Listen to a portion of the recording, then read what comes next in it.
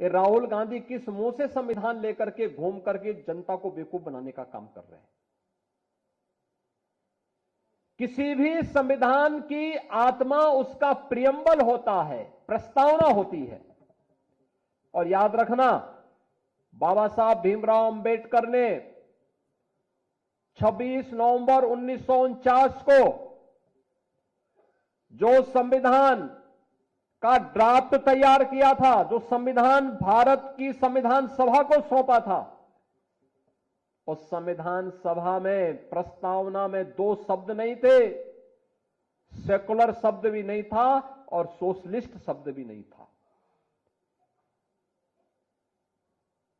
कांग्रेस ने अपने हित के, अपने स्वार्थ के लिए, जब इस देश के अंदर इमरजेंसी लागू की गई थी, आपातकाल के दौरान कांग्रेस ने 2 शब्द रात के अंधेरे में डाल करके बाबा साहब भीमराव अंबेडकर का अपमान करने का काम किया था। कांग्रेस ने लगातार कोई ऐसा अवसर नहीं छोड़ा जो भारत के संविधान के गले को घोंटने के समान थे। हर अवसर पर संशोधन पे संशोधन, संशोधन पे संशोधन करती रही। अनुसूचित जाति को उसका अधिकार मिले, अनुसूचित जनजाति को उसका अधिकार मिले, पिछड़ी जाति के लोगों को उसका अधिकार मिले, कभी यह प्रयास नहीं किया। हम पूछना चाहते हैं कांग्रेस के लोगों से, समाजवादी पार्टी के लोगों से, कि आखिर अलीगढ़ मुस्लिम विश्वविद्यालय में या जामिया मिलिया विश्वविद्यालय में अनुसूचित जाति, जनजाति या पिछड़ी जाति के नौजवानों को प्रवेश में भी और नौकरी में भी क्यों आरक्षण नहीं है? क्यों नहीं इन्होंने इसके लिए वहां प्रावधान किया? जो भारत के पैसे से चलने वाला हो, और उस संस्थान में अनुसूचित जाति, जनजाति और पिछड़ी जाति के नौजवानों के लिए भी प्रवेश में भी और नौकरी में भी आरक्षण की व्यवस्था होनी चाहिए। लेकिन वहां पर नहीं है, वहां पर नहीं बोलते ये लोग, मौन हो जाते हैं। और यही कारण था बाबा साहब भीमराव अंबेडकर ने जब पहली संयुक्त सरकार बनी थी,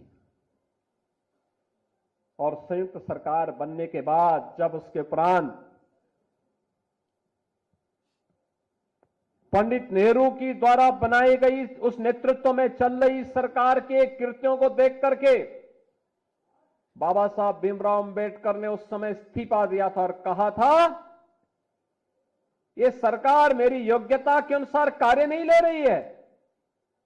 मैं पहला भारतीय हूं जिसने अर्थशास्त्र में पीएचडी की है, शोध किया है, भारत के निर्माण में योगदान देना चाहता हूं, लेकिन मेरी कोई उपयोगिता नहीं करते। देश की महत्वपूर्ण उन समितियों में जो देश के विकास के लिए सहायक हो सकती है, उसमें मुझे कोई सम्मान नहीं दिया गया। मेरे अनुसूचित जाति, जनजाति के लोगों के हितों के लिए, वंचितों के हितों के लिए इस सरकार के एजेंडे में कुछ भी नहीं है। यह तो केवल और केवल इस सरकार को विभाजन के बाद भी केवल मुस्लिम तुष्टीकरण की चिंता है, इसलिए मैं अपने पद से इस्तीफा दे रहा हूं।